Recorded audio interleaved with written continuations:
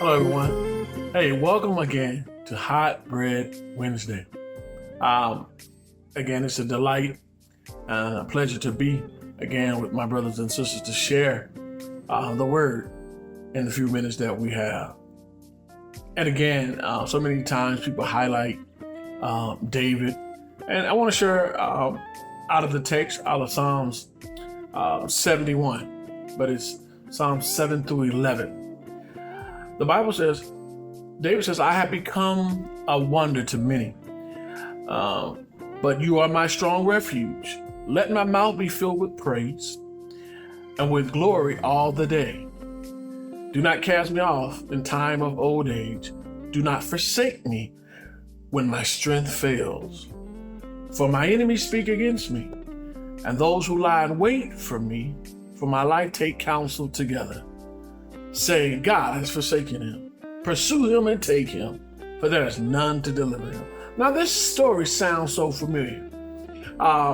You've heard the man of God talk about the foreshadowing. You can see in the text, if you look close, if we slow down, you could actually see Calvary. You can see they had taken him. There were men who lied in wait to have their chance to come at Christ, to go against him. And here David, that comes from the same lineage. David comes out of the lineage of Judah. So does Christ. And David is he's getting older, and he's having an experience with his enemies. But one thing David does, he assures us through the psalm. He says, I have become as a wonder to many. You know why? Because they're wondering, how is it that this man can be so afflicted and still depend on God? Do you know what was happening to Christ on the day of Calvary? You know what people were saying? Oh, but you say that you are the Son of God. Why don't you just get down from there? Why don't you take out everybody that's crucifying you? But guess what? He did. And David did the same thing. David decided to let his mouth be filled with praise. The verse says, let my mouth be filled with praise. So in spite of the affliction, the turmoil that David was experiencing, he decided, I will shout the name of the Lord. Because David can recall from youth God being there for him and him being his refuge. Now he said, Lord, don't cast me out. Don't cast me away at my old age. Don't forsake me when my strength fails. He said, for his enemies are speaking against him, and those who lie and wait to take counsel together, saying, God has forsaken him. He said, pursue him, for there is none to deliver him. But David knew, even in the beginning of the psalm, he says, I have become a wonder to many, but you are my refuge. My brothers and sisters, today I just want to encourage you. No matter the affliction, no matter what we're going through in this life, many may say, oh, I thought you served God. Why are you experiencing these hardships? Why are you going through these times? I want to remind you what David did when the people wondered. It was because he was still calling out the name of God, even through his affliction. He decided that he would still call on the name of the Lord.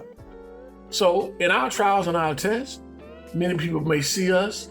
They may wonder, how are you making it through it? It's through the power of Jesus Christ. He gives us strength. David said, hey, I'm older. My strength is failing. My enemies are speaking against me. And they lie in wait to take me out. They are even making mockery of me. God has forsaken him.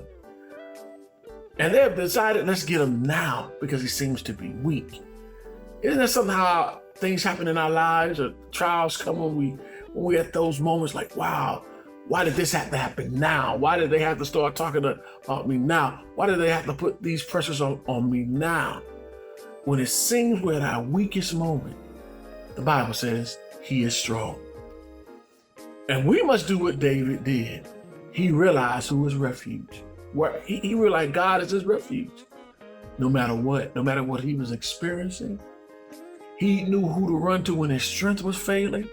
When we have exhausted everything and we feel like we can't make it anymore, I encourage you, my brothers and sisters, run to the rock of our salvation. Go to God. Yeah, you're going to be talked about. You're going to be persecuted. And they're going to wonder and say things like, oh, I thought you were a man of God. I thought you were a woman of God. Why would God allow these things to happen to you? But remember what David did through these times. He called on the name of the Lord because he could remember what God had already done in his life. So he could recall those times. So he could recall they had become testimonies to his life. My brothers and sisters, don't forget, in the midst of your trials and your tests, God is your refuge. Don't forget to call out the name of the Lord in the midst of your tests and your trials. When you are weak, he is strong. And no matter what people are saying about you, it may look like a lost cause to them, but we know that all things are working together for us, those that love and obey God. He could call out the name because he was obeying God in the midst of the struggle. David shows us how to do it. And he was a man after God's own heart. So I encourage you today, my brothers and sisters, be encouraged through your trials and through your tests. Know that he is your refuge. When you're weak, he is strong. And no matter what man is saying about you through your test and your trial, or how it may look like to them, we are reassured that God will see us through and give us the strength that we need to make it through every test. God bless you. Be encouraged.